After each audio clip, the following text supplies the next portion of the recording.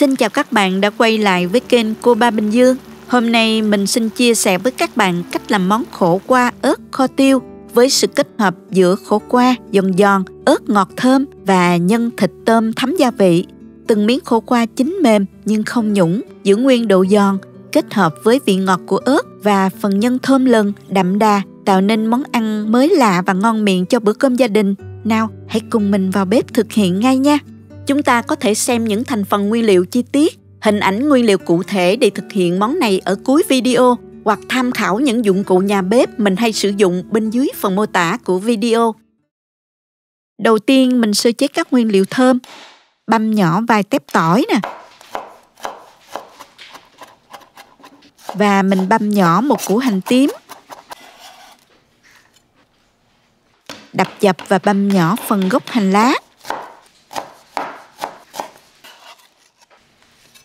Còn phần lá hành thì các bạn cắt nhỏ ra ha. Bạn nào ăn cay thì mình có thể băm thêm vài trái ớt nữa nha. Tiếp theo mình sơ chế phần khổ qua và ớt. Mình dùng ở đây là khổ qua trái dài. Mình cắt thành khoanh dày khoảng 2,5 cm rồi dùng muỗng lấy phần ruột bên trong ra cho sạch.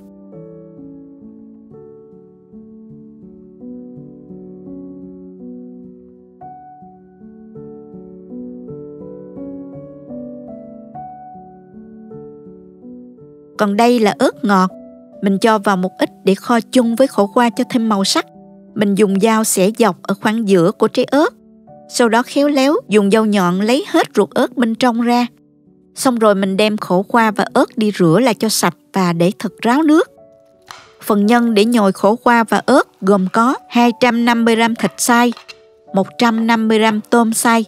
Mình ướp vào đây 1 muỗng cà phê bột nêm nè, 1 muỗng cà phê đường, 1/3 muỗng cà phê tiêu, 2 muỗng cà phê nước mắm, nửa muỗng canh gốc hành và một ít hành tím nữa.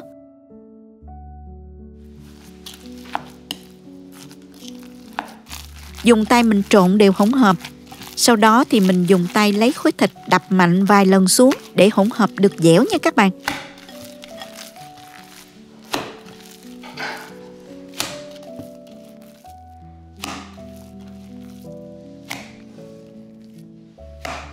Bây giờ mình sẽ nhồi nhân vào khổ qua và ớt.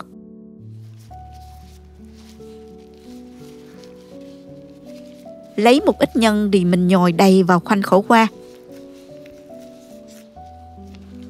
Và mình vuốt bằng hết hai mặt như thế này.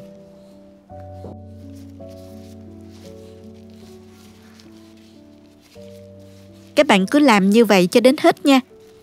Ở Việt Nam có khổ qua rừng trái nhỏ đó, mình nhồi nhìn sẽ dễ thương và kho cũng ngon lắm các bạn.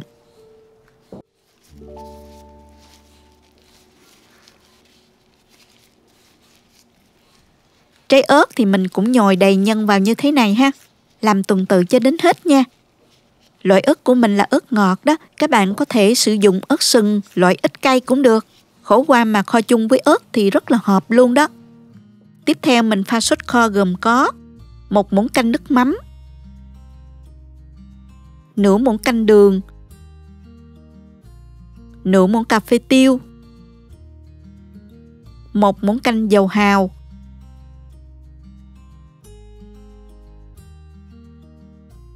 1 muỗng canh tương ớt,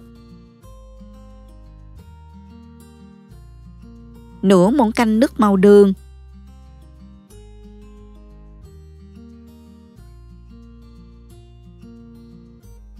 thêm vào nửa chén nước dừa tươi và nửa chén nước lọc nữa. Khuấy đều hỗn hợp lên. Bạn có thể dùng hoàn toàn bằng nước dừa nhưng nhớ là giảm lượng đường lại nha. Trước khi kho mình sẽ chiên sơ phần khổ qua và ớt, như vậy kho mới ngon nha các bạn. Cho vào chảo 4 muỗng canh dầu ăn. Dầu nóng thì mình cho khổ qua vào chiên nè.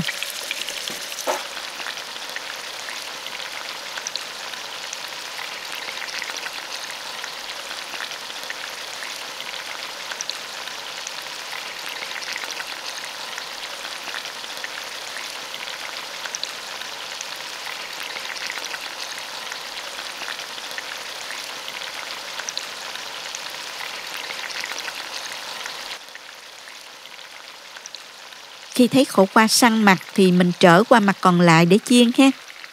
Ớt thì mình cũng chiên sơ giống như khổ qua luôn. Như vậy là được rồi, mình vớt ra.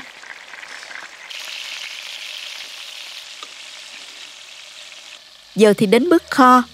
Lượng dầu chiên còn dư lại trong chảo đó, mình múc ra, chỉ chừa lại khoảng 1 muỗng canh là được. Dầu nóng thì mình cho hành tỏi vào để phi lên cho thơm nè. Sau đó thì mình đổ hỗn hợp nước sốt kho đã pha sẵn vào đây luôn.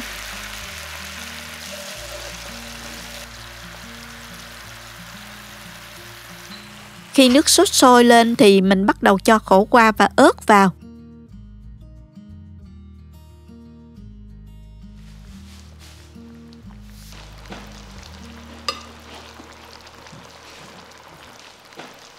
Đậy nắp lại và hạ lửa nhỏ. Kho sau 5 phút thì mình mở nắp ra.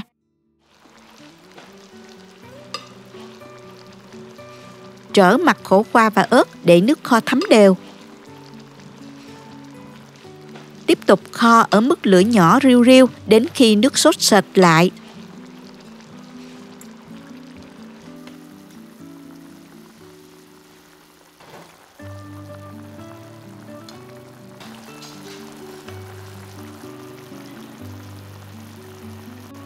Mình kho thêm khoảng 10 phút nữa nha.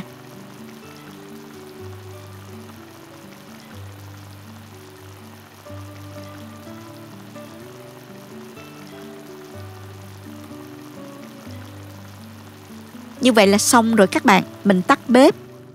Rắc thêm một ít tiêu cho thơm. Vậy là món khổ qua và ớt kho đã hoàn thành rồi đó.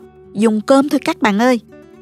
Khổ qua chín mềm nhưng không hề bị nhũng, vẫn giữ được độ giòn. Phần thịt bám chặt không bị rời ra. Nhân bên trong ngọt thơm, thấm đậm gia vị. Ăn với cơm thì thật là tuyệt.